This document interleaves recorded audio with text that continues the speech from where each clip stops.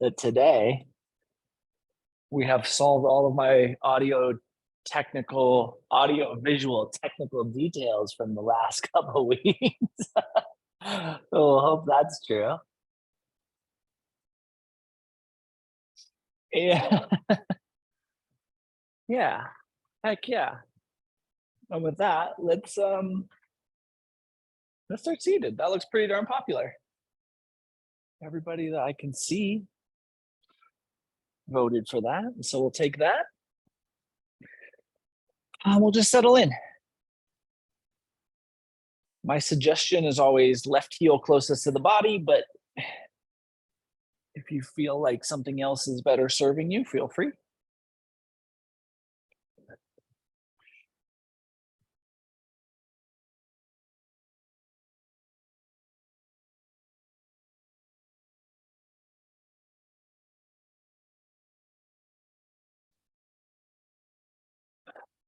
Just cycle through some rounds of breath where you allow yourself to just observe what your body could most benefit from today.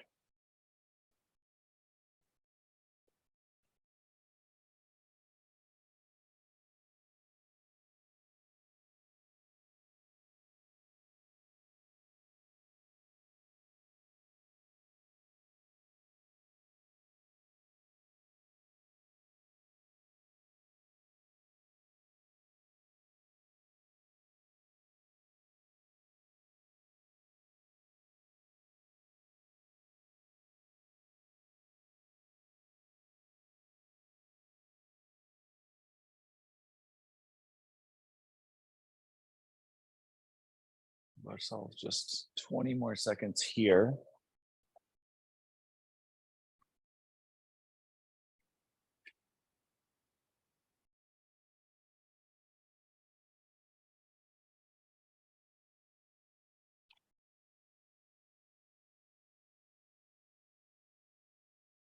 And then as you're ready, the eyes blink open if they've closed. And let's exhale and allow the chin to come down towards the sternum. And then keeping the chin tucked, so we're going to keep that flexion in the neck. Inhale and take your chin over towards your right shoulder. And then exhale right back to the sternum. And inhale over to the left shoulder.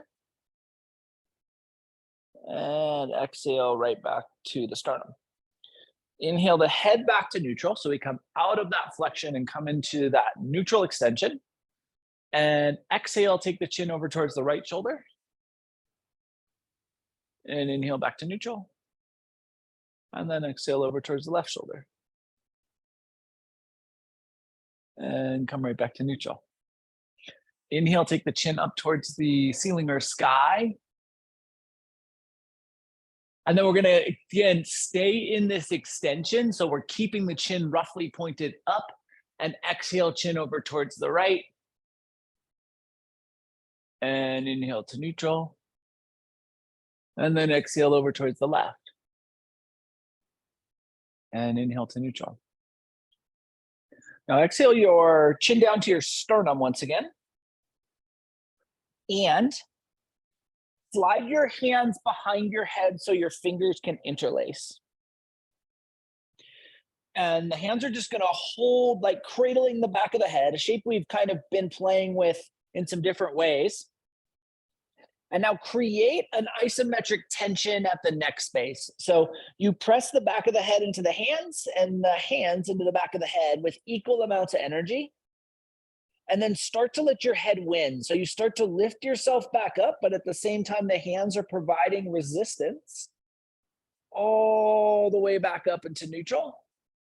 And then just maintain this length in the neck. So keep a little upper torso strength and drop the hands.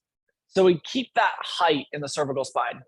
Take your right hand to the right side of the head, just above the ear, and create that isometric pressure between the hand and the head.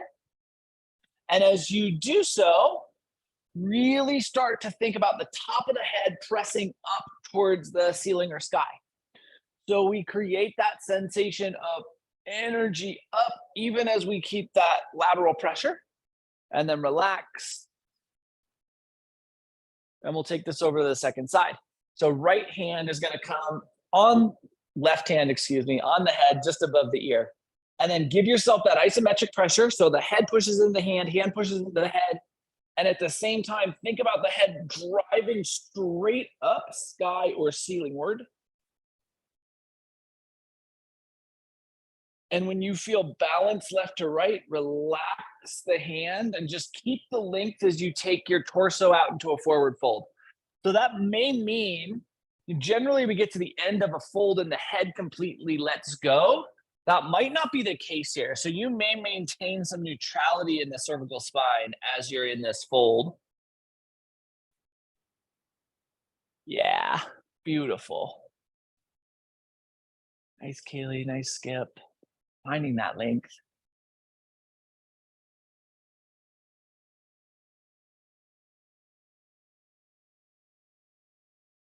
Yeah, beautiful, Lisa, finding that length. And then when you're right, when you feel like you've had enough here, let's walk ourselves back up into a vertical spine, and we'll transition to hands and knees tabletop. So any props that we have can be set to the side for the moment. We'll do our traditional little bit of movement, and then we're going to get into a more traditional restorative class today. So recharge is kind of a combination class, but we'll hold some things a little bit longer today, really get some work done. The fingers splay out nice and wide here. Shoulder girdle softens. Find that length in your neck. So the length that we've been working on in the neck comes back into this shape. And then curl your toes and lift your seat and rock back into down dog. And as the weight shifts here, as the torso angle shifts here, think about maintaining the torso angle and the cervical spine angle. Yes. Beautiful, Tony. Nice, Lisa. Heck yes. And then let's come down to hands and knees. Flip the tops of the feet and sink back and into child's pose. And settle here, land here. Breathe here.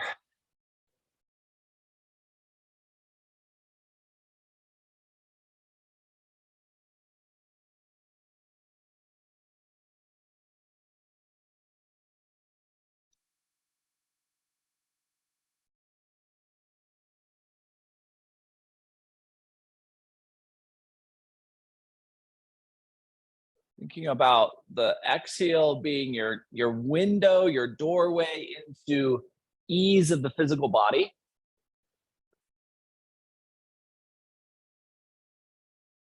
And then inhale, feel those fingertips grip into the mat, slide them there if they're not already. And we'll inhale, pull ourselves forward to hands and knees, tabletop once again. Curl our toes, lift our seat, and roll back into down dog. Create that sensation of length through the torso and cervical spine, and then walk yourself forward and into a nice stable fold. And now let your head go in the traditional way, right? So really remind yourself of how we let our head go in the bottom of these folds and see if gravity can interplay with that cervical spine structure to just release into a little more length. Yes, beautiful shakes. Heck yes. Drift your awareness to your sacrum. Let's roll ourselves up vertebrae by vertebrae.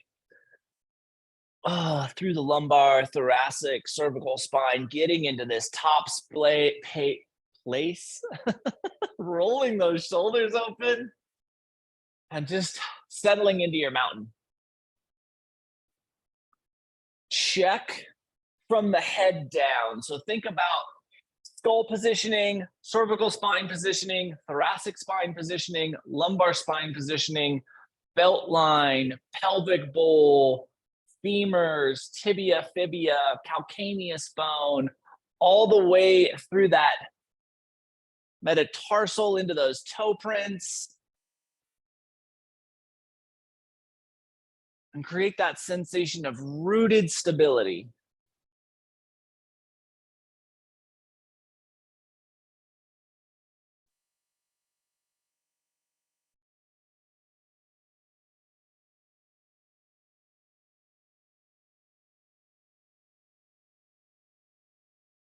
Sweep the arms up and overhead. Exhale through forward fold. Inhale into half lift. Exhale back into fold. Plant the hands, walk yourself back into down dog. This will be the last down dog of class. We create the last opportunity for physical lengthening in class, right? We're really manually creating this spinal expansion. Yes, think about that happening, beautiful. And then let's come down to hands and knees. We'll sink back into one last child's pose. This last opportunity for this big passive anterior compression.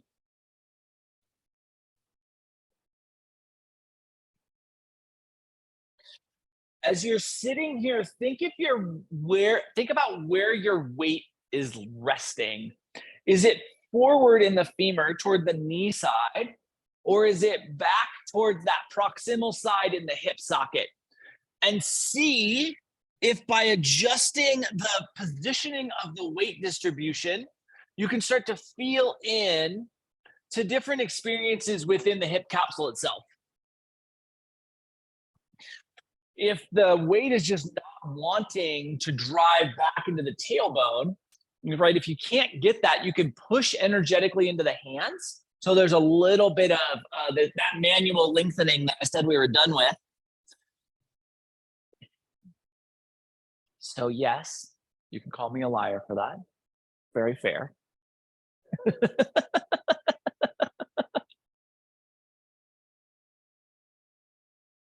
And then we'll inhale, we'll pull ourselves forward to hands and knees, tabletop. And let's flip our legs out in front of us so we end up in a staff position, traditional legs extended in front of us. And we'll follow that right into a forward fold.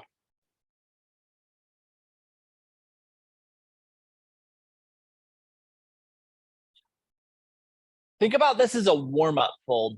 So we're going to have a nice little fold sequence here. Don't overextend here. And the exploration and warm-up. Just figuring out where we have our limitations this morning.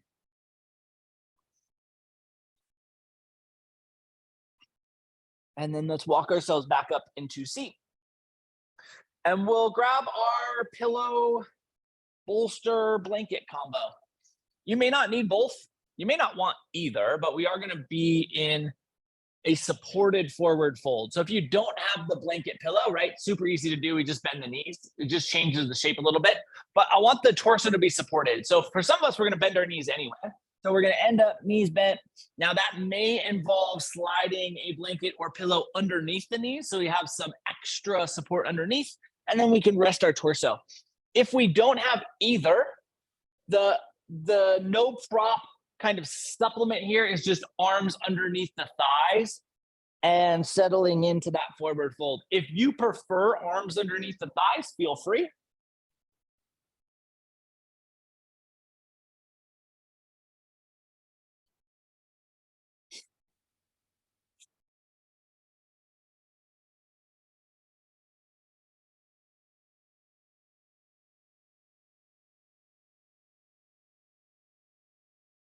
So there's this couple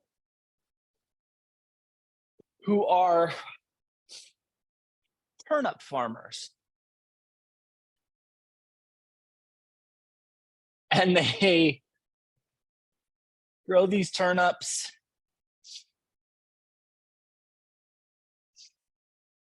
And the husband is a traveling turnip farmer salesman. He goes out, he takes his cart full of turnips, he travels the land, and he sells the turnips off. And one morning he is out packing up his turnip cart.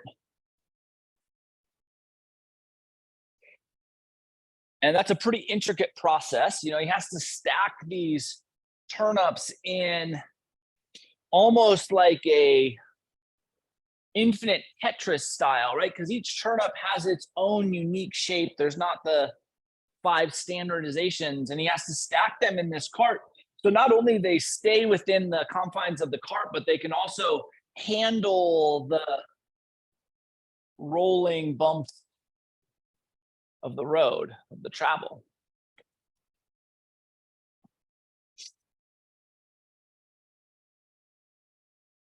We have about 90 more seconds here.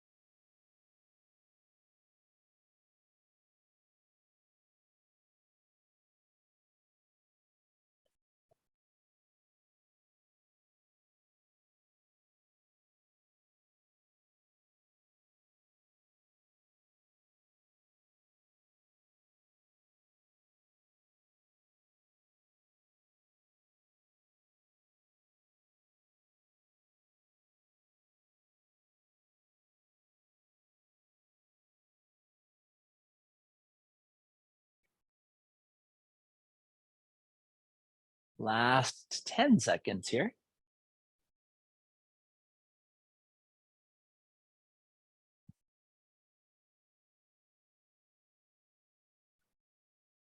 And when it feels right for you, slowly bring yourself back up to a nice vertical spine. Let's bring the left knee in towards the glutes, or bend the left knee so the left heel can come in towards the glutes. Give yourself a little bit of compression here. So just capturing the front of that left shin and give yourself a nice little squeeze. Think about torso up and thigh back. So the two directions we're headed are thigh towards the torso, torso towards the sky or ceiling. And then relax, and we'll let that left leg fall out wide. Okay. So we're going to go to an atypical fold here. Take your prop of choice and place that on the bent knee, so on the left knee. And then activate that right toe mound so that we get some activation through the right leg. Turn your torso towards the left thigh and let your body just collapse out over that. So the no prop is very similar to what we were just in, but we have the rotation. We slide the hands underneath the outer edge, lateral edge of that left leg, and just compress the torso down. The biggest challenge, the reason the prop is super helpful here, is it allows you to keep that right glute grounded. We want to keep the right glute grounded even as we're folding out into this twist. And activating the right leg will also help that. So that's why we had that toe mound activation to begin with. This becomes a huge right side posterior chain on the torso expansion. So that entire length of the quadratus laborum, that musculature strap on the outer edge of the spinal column, is really put to task here. We're really asking for a lot of that long strap of musculature. And this fold is not going to be nearly as long. The fold we were just in, we have about 15 more seconds here.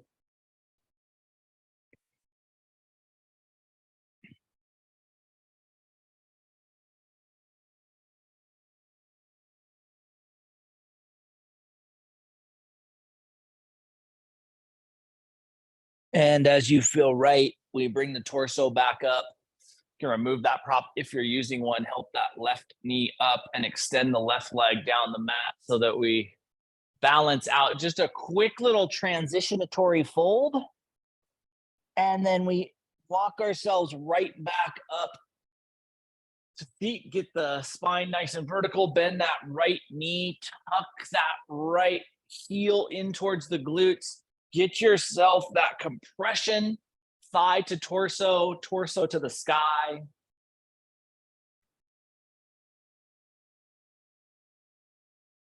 And then as you feel balanced, we'll release the right leg out wide. Place that prop on the bent knee right side this time. Make sure we activate those left toes and then turn the torso and fold out over that bent knee. We've been playing a little bit more with these open twists. And again, I think they're kind of a misutilized piece of expansion. So finding ways to really encapsulate this necessity of the quadratus laborum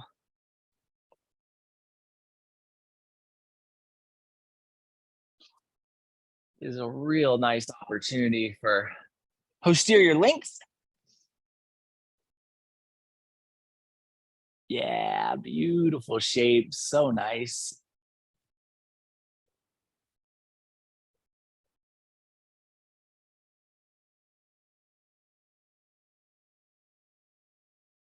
Last 15 seconds here.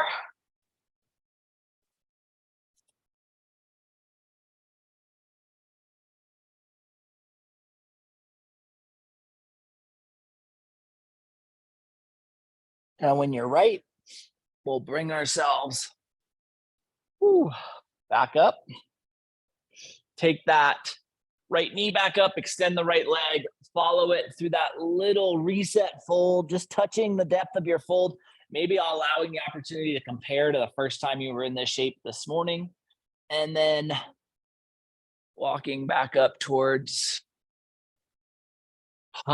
vertical.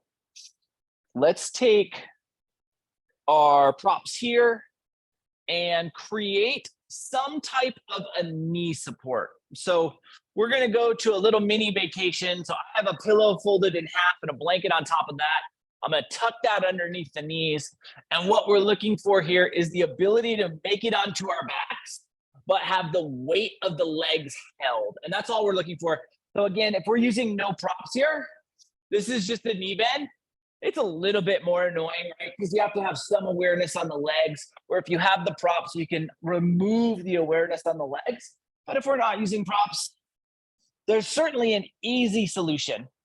So props, we give ourselves that opportunity to just be supported and at ease. No props.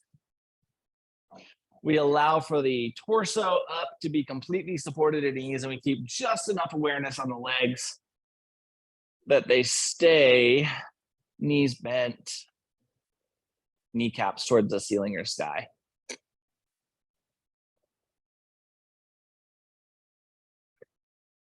This man is stacking these turnips, filling this cart, and he hears this scream from inside their house. It's his wife. It's very uncommon for her to scream out like this. So he rushes inside and he sees her in the kitchen and she's like shaking her finger. And he says, "What happened?" And she says, "A mouse came out, bit me on the finger. There were two of them. I saw them run back in this little hole." And he's like, "Oh, honey, okay. Well, I have to get on the road here, but when I get back, we'll figure out this mouse problem." She's like, I I don't feel comfortable. It was like a very aggressive mouse. It bit me on the finger. That's very uncommon. And he's like, "Honey, two mice, not really a problem. You get into four mice and we probably have an infestation. But right now, there's just two. We'll get them when I get back. It'll be fine." But she keeps pushing the issue.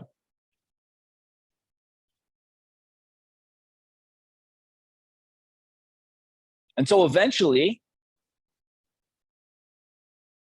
he says, "It wouldn't be right to leave you here.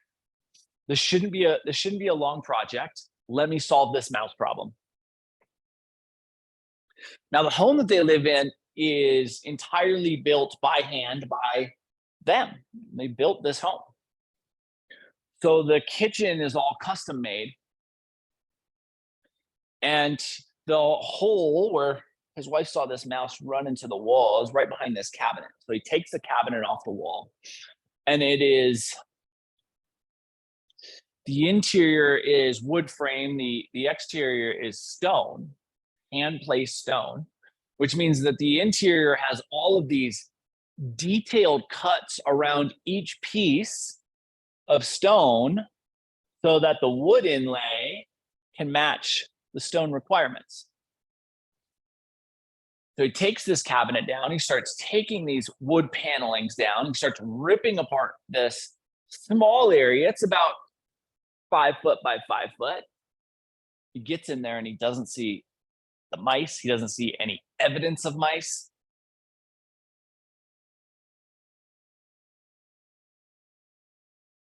And so he asks, his wife to help load the cart for a while he does the inside work.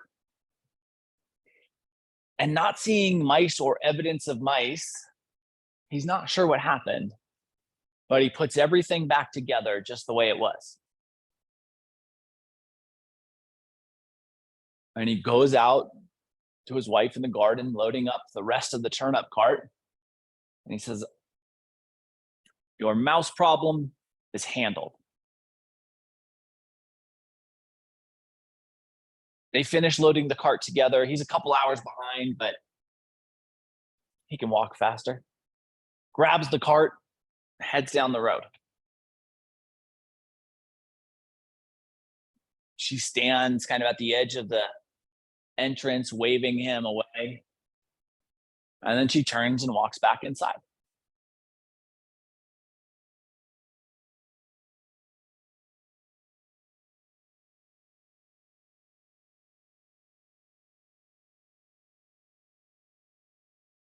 About 90 more seconds here.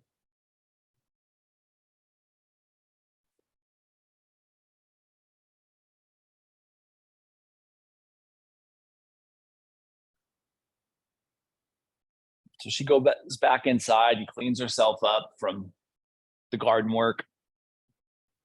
She steps into the kitchen.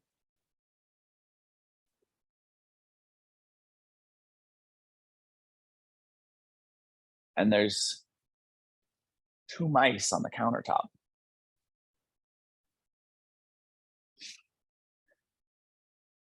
Now, this is long before cell phones. She has no way of reaching her husband.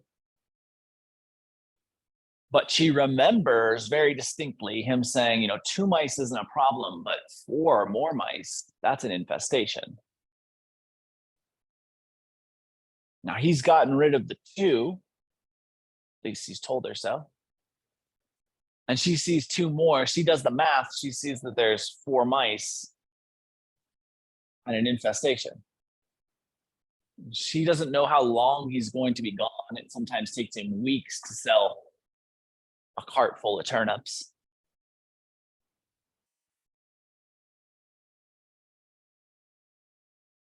When you're ready, let's pull our thighs in towards our rib cage. Give ourselves some compression here. Take one of the feet and just slide your props, if you're using them, out from underneath you, and let those come up towards a more accessible place of existence. And then let the feet come back down to the mat. As the feet come back down to the mat, give yourself a quick little lateral sway, just enough to let the low back receive. And then we'll bring those knees back to neutral. Let's reach over and grab our blanket towel prop, and we'll take that from shelf fold to towel length. So you end up with either a towel that's towel length or a blanket that's towel length, and we'll roll that.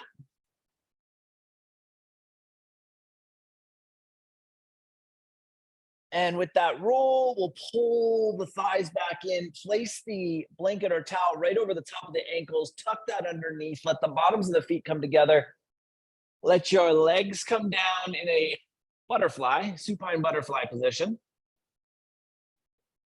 And receive here.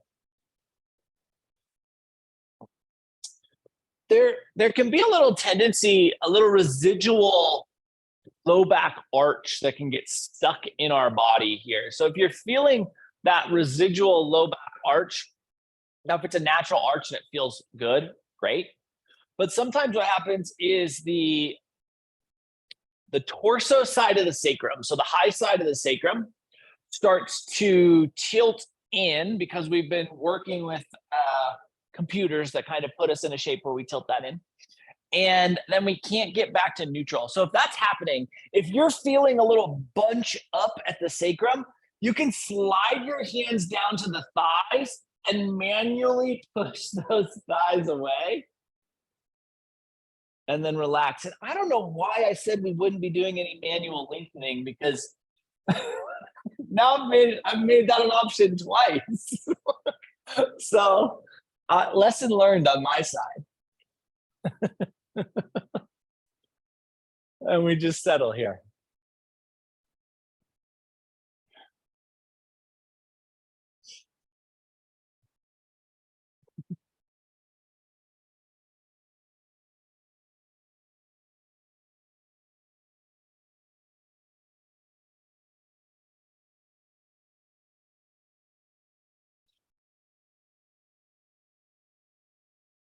This woman starts to go right in the same place that her husband had taken the kitchen apart. And she starts to peel the paneling back. And she gets to this same 5-foot section that he took away. No evidence of mice.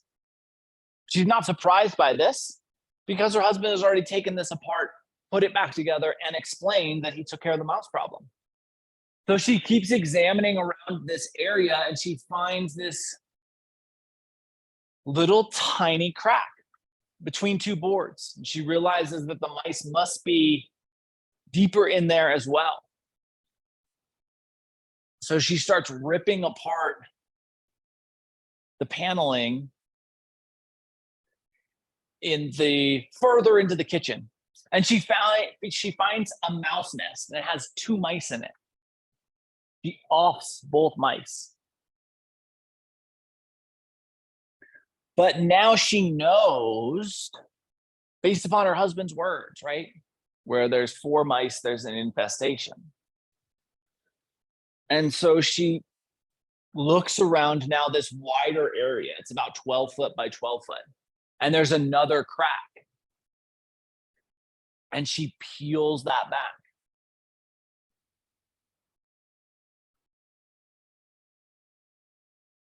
And there's nothing there. Now she has the entirety of the inner side of the kitchen ripped apart.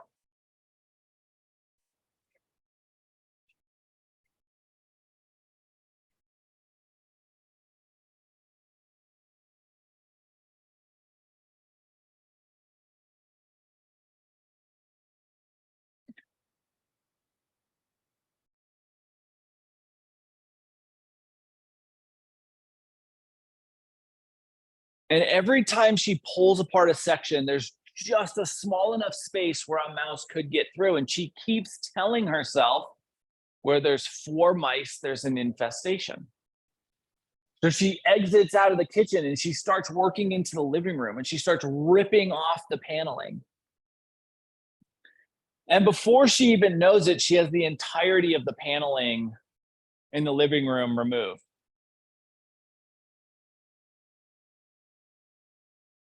But she hasn't found any more mice. And that thought just keeps ringing in her head. There's an infestation. So she goes into the bedroom and she rips off all the paneling on the walls.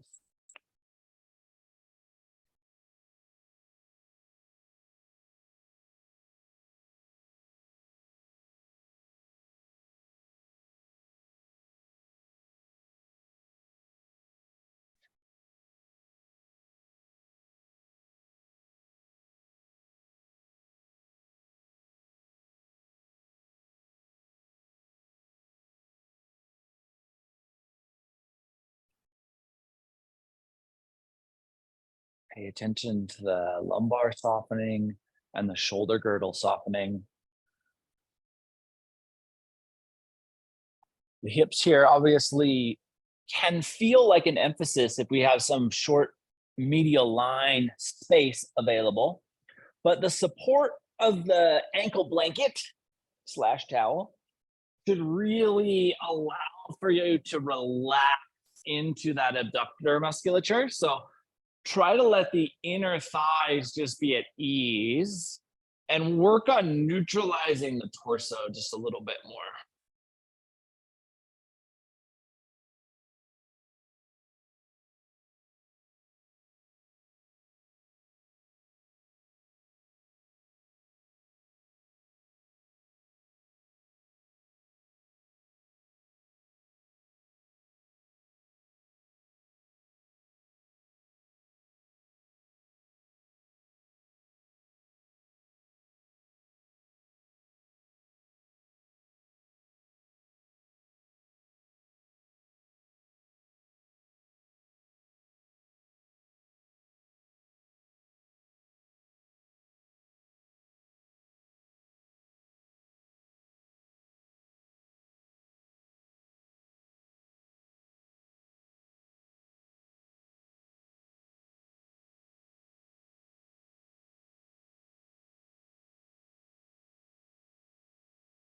And from here, we'll give ourselves about 30 more seconds.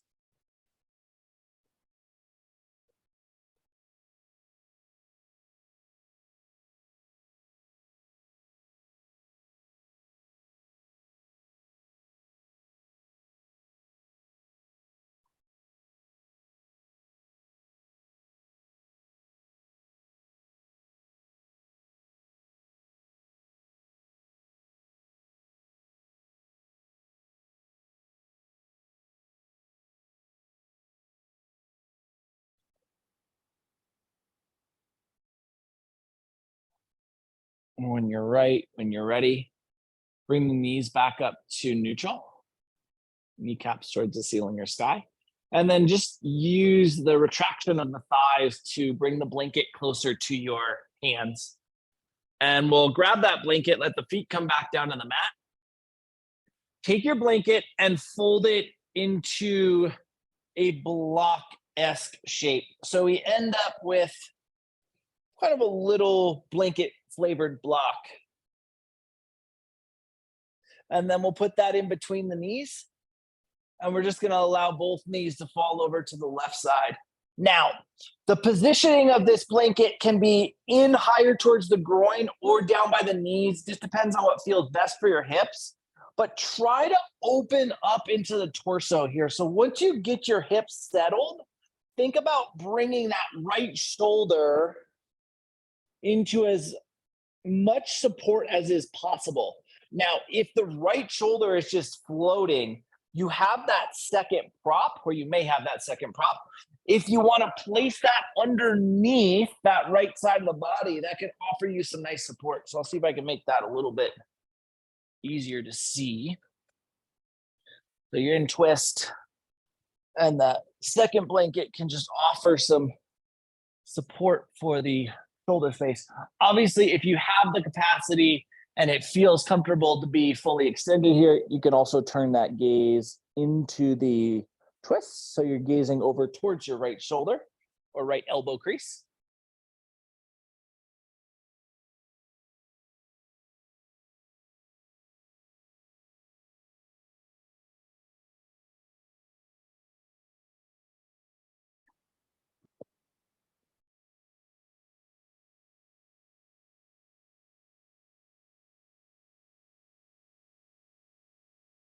So she rips apart the bedroom and she finds one little tiny gap that accesses the bathroom.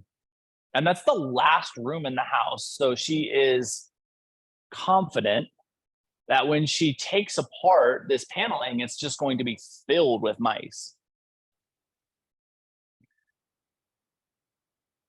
So she just pauses and she thinks about how she's going to deal with all these mice rushing out from this small space when she starts to invade their home. And she decides it would be best if she used all the paneling that she'd ripped off to create just one hallway. So inside this house, she builds a hallway from her bathroom straight to the entry. And she puts everything together so that it's just this smooth path.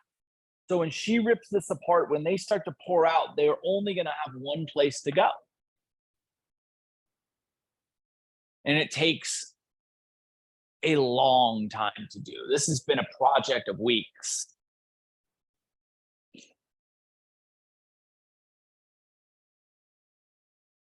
And she finally gets the last piece put in. The entirety of the home is sealed up. And she starts peeling back the paneling, the bathroom. No mice. She's peeling and peeling, and then the entirety of the bathroom is torn apart. And she's poking around and she's looking for this massive mouse nest, and it's just not there.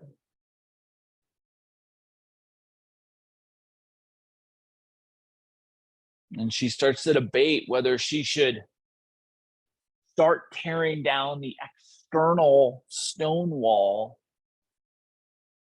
of the home. Look in all of those little nooks and crevices.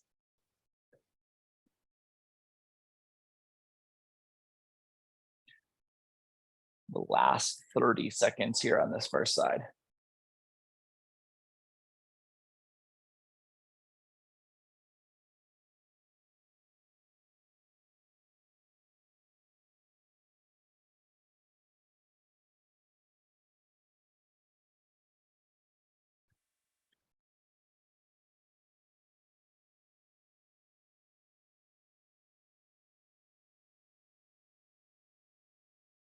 And when you feel right, when you feel ready, we bring the knees back to neutral. You can keep that little block shape right there. We're headed right over to the second side. Knees are going to fall over to that right side. You create that stack with the props. And then once you have the hip set, then you open up into that torso shoulder space. Remember, you have the potential for having that second prop to offer torso support so that the twist requirement isn't quite as significant. And we just settle into this mid-body torsion energy. The breath is actually like a counter force here to the twist. The breath wants you to expand outward. And the twist is really like, think about the musculature, the torso compressing in. So we have these two counter forces that we can use to create dual expansion.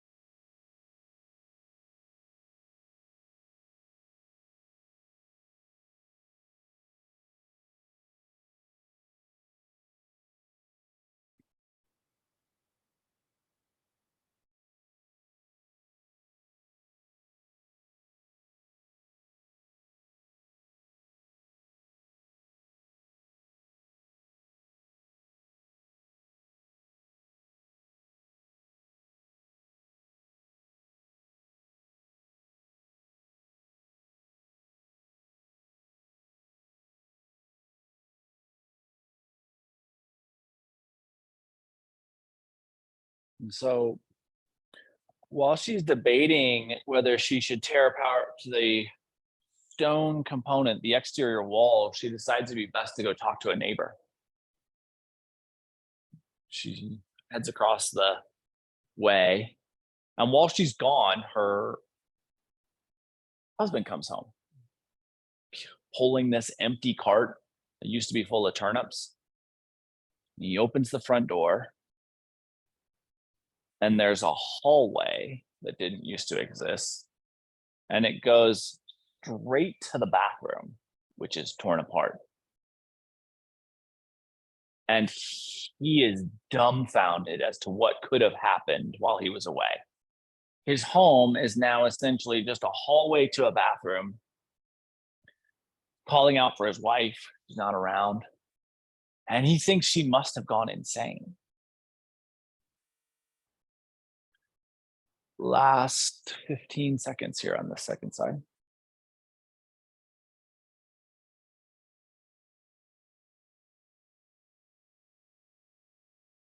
And as he's calling out, he sees her walking down the road. She gets there. When you're right, when you're ready, knees return back to neutral, kneecaps point towards the ceiling. Pull those thighs in towards the rib cage. You can keep the blanket here or remove it, whatever feels best for you. So just thinking about the appropriate width for your hips. And then plant your left foot. So left foot comes down, slide the hands behind the right hamstring and just extend that right leg skyward, ceilingward.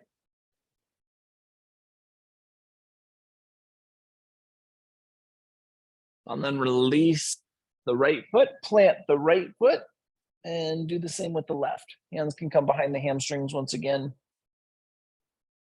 Here, think about long spine from the top of the cervical spine, base of the skull, all the way through the sacrum, and then release that left foot. Let the knees start to travel side to side.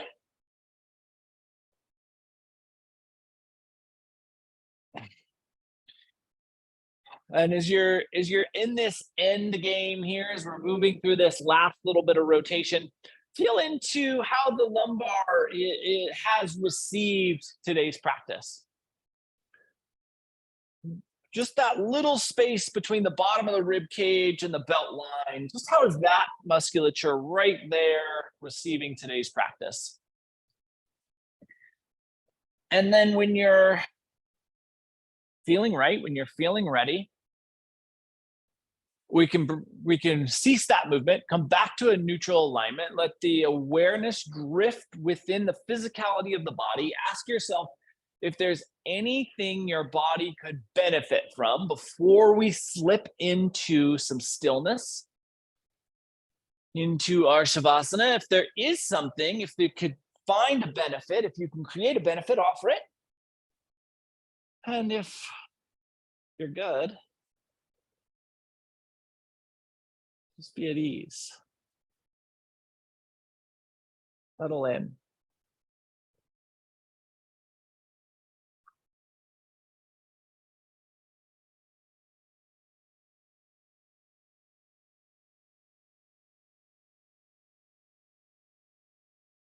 And so he, with his arms out, just says, honey, what happened?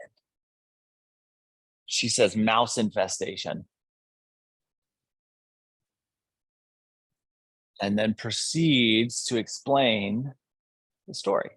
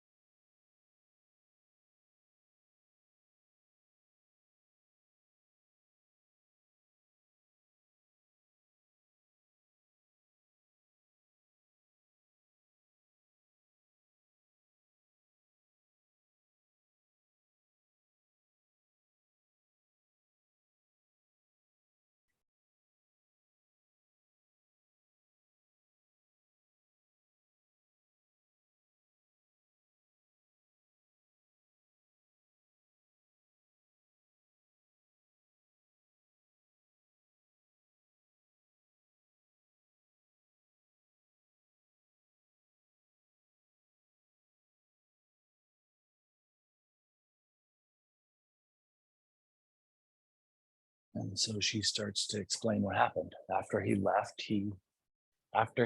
she saw 2 more mice. And so there were 4, the 2 he got rid of, and the 2 she got rid of. And that meant, according to him, there must have been an infestation. So she did the only thing she could do and tried to eradicate that.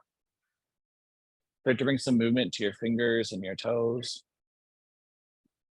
And as soon as he hears the fact that she got rid of the 2 mice and she thinks he got rid of the 2 mice,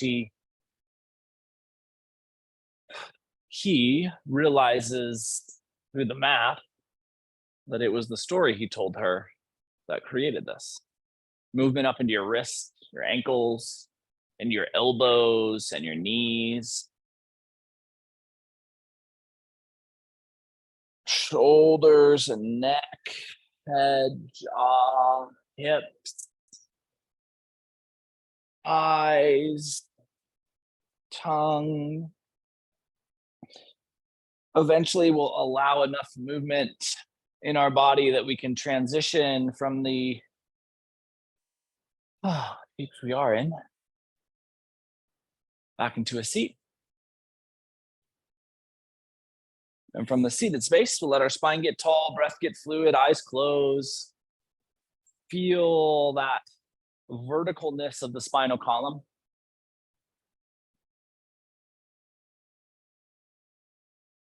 And with our next inhale, we'll bring our hands together, heart center.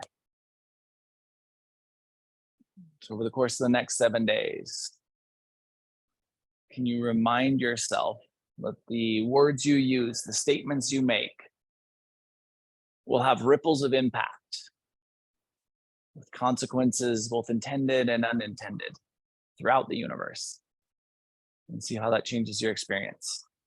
Thank you so much for being a part of this morning's practice and for being you. Namaste.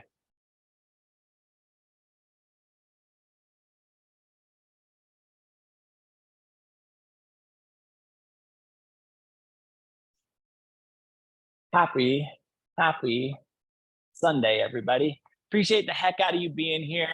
Have the most beautiful day. If you want to move, I'll do this tomorrow. If you want a little bit more recharge, we'll do this again next week. Love you. See you soon. Mwah. Thank you. Thank you. Nice to see you.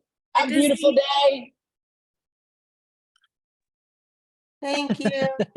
Bye.